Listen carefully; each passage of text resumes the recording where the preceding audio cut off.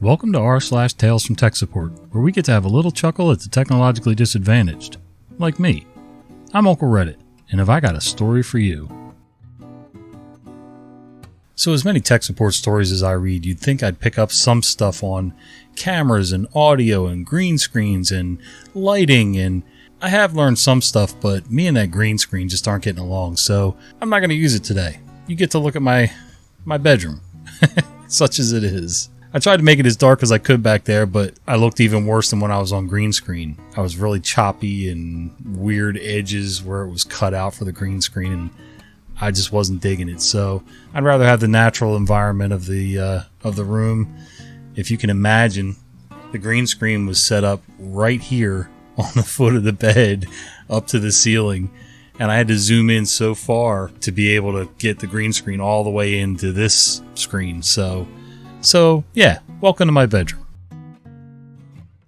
Non-IT director tells sysadmin, "This is a network issue. You don't do network issues. Do not touch the network." Had a fun run-in with the director of another department yesterday. She had mentioned to a coworker of mine that she couldn't scan the email from the printer in her office. I'm the printer whisperer for our organization, so he asked me to look at it. I knew from experience that this director won't let me in her department to look at anything without prior permission. They're in an outside locked building filled with PII, personally identifiable information, and she's super protective of her stuff. So I called and asked if I could come over and take a look at her printer. I explained that I wanted to run a few scan tests and have her or one of her people walk me through the process they use. That's when the conversation went south.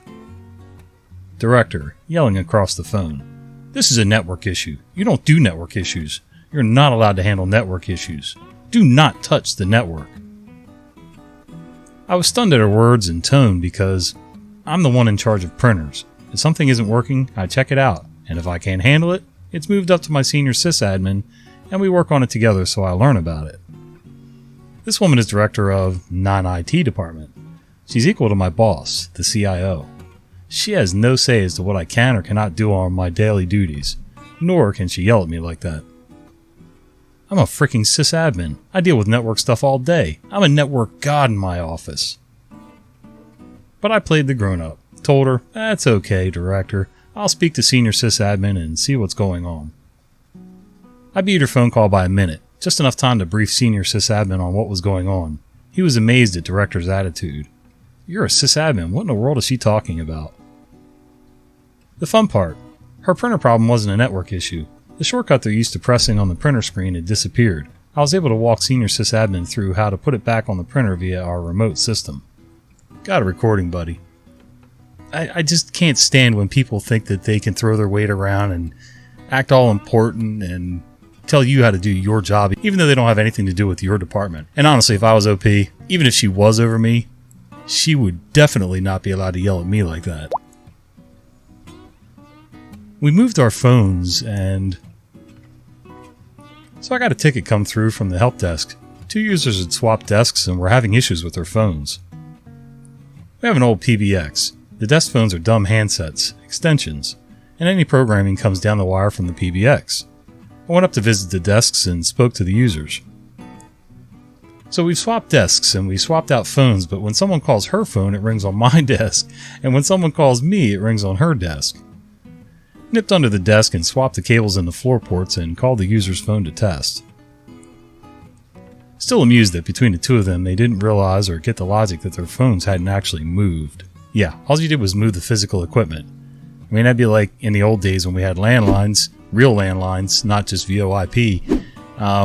Yeah, if you unplugged your phone from the wall and took it to your buddy's house, it doesn't mean that when they call your number, it's going to ring at his house. That's just not how it works. Did you know you can install 32-bit Windows on 64-bit hardware? The IT department had all been fired and I was part of the new team. I was tasked with refreshing basically our whole fleet of machines, since a number of people were using computers from the days of WinXP. The older/low-power 64-bit machines I was told to clean up and refresh to use for kiosks, and to send the 32-bit machines to e-waste. So whenever I got a computer back, I'd run a script that would output the version of Windows installed. 32-bit goes to demo, 64-bit gets refreshed. It wasn't until after I had sent a dozen computers with NVMe drives, 16 gigabytes of RAM, and i7 CPUs to e-waste, oh my god, that I learned, holy crap, this one's only an i5. The previous team had done a clean install of Windows. Windows 10 has a 32-bit version. It is possible to install a 32-bit version of Windows on 64-bit hardware. These machines have been clean installed with Windows 10 32-bit. Needless to say, I made some changes to my script after this. Edit. To clarify, the script was looking at the version of Windows installed and exiting with a message about scrapping the machine if it was 32-bit. After I realized this happened, I changed the script to look at the CPU. Yeah, that was probably a good idea. I kinda wanted to cry when I heard that you scrapped like a bunch of i7s. Shoot, this rig here's only an i5, and it runs circles around any of my old equipment. Just crazy. How I quit my first job as tech support. I quit a gig as tech support after a particular customer where I was called on a Saturday morning because the laptop was completely dead. Laptop was stationary and I knew the customer was well known for being unreasonably rude as well as willfully ignorant with tech. Managed to destroy 2 keyboards within months by typing. I was woken up by the call and while still trying to figure out where, who, and how I was, tried to guide the customer through basic troubleshooting. Is there any sign of LED light being on? Fan spinning? Hard disk drive spinning? Press power button for 5 seconds. Is the power brick plugged in? Does the power brick feel warm? Are all the cable connections solid and plugged in? All the questions were answered in the negative, in increasingly rude and aggressive manner. Finally decided to drive there. My hourly rate was $10 back then. Don't ask. I was young, desperate, and thought the guy I worked for would actually teach me valuable skills in the process. The other catch? I was only being paid for time spent with the customer or their machines, not for traveling. Oof. 1.5 hours later, I arrived with a full set of tools, equipment, spare power brick, and even a replacement laptop in case the old one committed Sudoku. Customer was pissed that I took this long. Again, I want to reiterate that it was Saturday, now 9 a.m. After going over the routine checks myself, the customer got even more mad, claiming, "I already checked that. You told me on the phone. Do something. It's all your fault," etc. I tried to ignore her. Yes, it's exactly what you think. E-woman was the typical stereotype of a self-important Karen. After 5 minutes, I checked the laptop and couldn't find any signs of life whatsoever, so I checked the power brick. Surprisingly, it was plugged in and warm. Then it hit me, as I checked the other side of where the cable leading to the laptop was plugged in. Naturally, it wasn't. Cable management was non-existent under her desk, and between 3 PCs and about a quarter ton of paperwork on and under the desk, with equal amount of dust, she or one of her numerous cats and little kids had access to the office must have accidentally unplugged it. I plugged it back in. Laptop works again. 10 minutes of work that could have been avoided if the customer actually did what I asked and actually answered my questions truthfully, instead of ignoring them and simply saying no every time. In the end, I received a whopping $10, spent 3.5 hours of driving, $20 on gas, and the better part of a Saturday on a loose cable. Needless to say, I don't work for this particular company anymore. I did, however, take over several of his clients that were friendly and respectful and needed continued support. It turned out after he hired me, he fired every other tech he had in the area, and was now unable to provide service to anyone in half the state. This particular story was just the last straw in a long line of particularly frustrating assignments, including things like being forced to drive 2 hours to a customer to install a new wireless keyboard, driving 3 hours to a customer to install an Apple docking station on a Windows laptop, and fix a broken mouse at the aforementioned lady's office, aka insert the batteries in the right direction. All the while being only paid for the actual labor, not the time spent on the road. In the end, I did learn valuable lessons, but not from my employer. Oh, you learned some valuable lessons there. You learned to stop traveling without getting paid. That's the first thing you learned. Plus, I hope you learned that your hourly is worth way more than $10 an hour, even if you're working for somebody else as an employee. Even if this was like 15 years ago. Still. Being the tech support person that the other tech support companies call as a last resort. Back in the day, I was the golf pro for several computer stores. I had the latest certificates, including being a CNE4, Novell Netwear. I was called in by one store to go to a large law firm. The problem was that Canada had instituted a goods and services tax which now covered this industry, so their billing software had to be updated to add this new tax field. The problem was that when you ran the update on the server would get about 80% done, then the computer would lock up. There were several other techs that had visited this law office, and their first idea was run the map command. As it turns out, this company was using Novell 1.0.0, so the map command didn't exist. Many techs had left recommending that they update the server and the network to at least Novell 3X before they would even touch this company. As an aside, I had been to this company many times before to fix machines that didn't boot.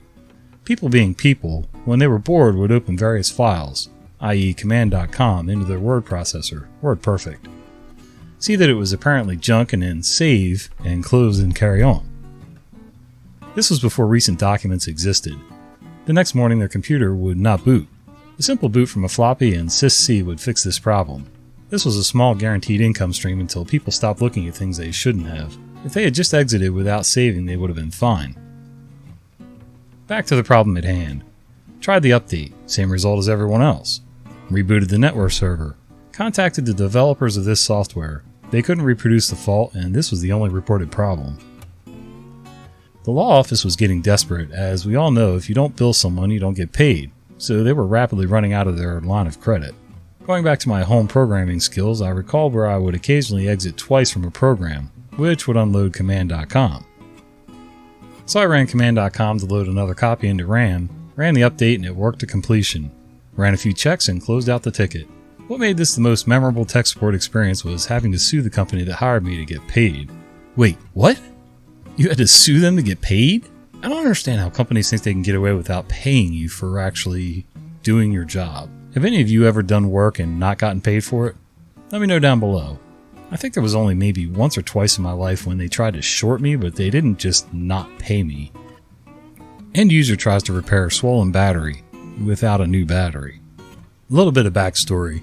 I work in Tier 2 desktop support for a large enterprise, and we have a leasing and service contract with one of the larger PC manufacturers. Basically, one day I'm working on some random virtual machine issue when I get an escalation from a Tier 1 team for a user that has a swollen battery. This model is absolutely notorious for batteries doing this, and it's about 50% of our work orders for these devices. So I assume it's a run-of-the-mill repair case. I start opening the vendor's business support site and start creating the case. Little did I know, this case would never be submitted. The end user comes on the line and we exchange pleasantries. Then we get down to business. How bad is the swollen battery and does he have pictures? He tells me the battery is really swollen and he tried to fix it but wasn't able to. I was quite confused, as you can't really fix a swollen battery without just replacing it. I ask him to clarify and he begins to clam up and backpedal a bit, but he knows I'm on to him. I ask him to send a picture of it, and he sends me a picture with the laptop entirely disassembled and he had removed the battery and put it in rice because he thought that would fix it? Oh my god, I guess he thought he got it wet. Maybe he did get his laptop wet. Ugh. Needless to say, this was definitely a violation of the service agreement, and the device was basically written off after that, seeing as he had done quite a number on the hardware. Keep in mind, the most dangerous people are those who know enough to think they know it all, which is when you get situations like this. Yeah, I know just enough to be dangerous. I know it's kind of cliche, but it's true. Pretty much, other than a couple of classes in college, I either learned in the field or taught myself, just like working on cars. I didn't always have money to have people work on my stuff for me, so I had to learn how to do it myself. Thank God for Google, because that really saved my bacon more than once. Expensive parts, but don't send them back to the depot. Way back in my younger days, I was a supervisor for a bunch of remote service techs. We supported various mini computers, peripherals, printers, data communications equipment, basically anything a customer wanted. One of our customers started experiencing intermittent issues with a disk drive. This was the old days when disk drives were large rack-mounted units connected to the disk controller by a couple cables. This customer had a bunch of disk drives, so there was a whole forest of cables between the two racks. Our local tech spent 2 days troubleshooting the problem, slowly replacing interface cards in the disk controller, the disk drives, and various cables. Finally, after he changed out 3 or 4 cables, the problem was solved, but he wasn't sure which cable or cables had been the problem. I was talking to him on the phone. Now that the problem was solved and we had time to review, and he mentioned that he was bundling up all the parts he had used in troubleshooting to send back to us. We always did this with various logic and interface boards, but cables were expendable. Conversation went something like this. Me. Is there a large trash can near you? Tech. Yeah, there's one across the room. Me. Gather up all the cables and dump them in the trash can. Tech. But aren't they expensive? Don't you want to test them and see if some are good to go back into stock? Me. And what happens when the problem is intermittent and we test them and put them back on the shelf, and some other tech gets them and they don't work, and he spends days trying to figure out what's wrong? Tech. Oh, okay. But don't they cost like $100 each? Me. Yeah, so what? What's your time and the customer's uptime worth? Tech. I get it. Sure, it would have been nice to save the good cables, but simply not worth it. Yeah, I get it. You gotta weigh out your options. Sometimes it's more cost effective just to ditch everything and start fresh rather than spend a whole bunch of man hours trying to figure things out and test them.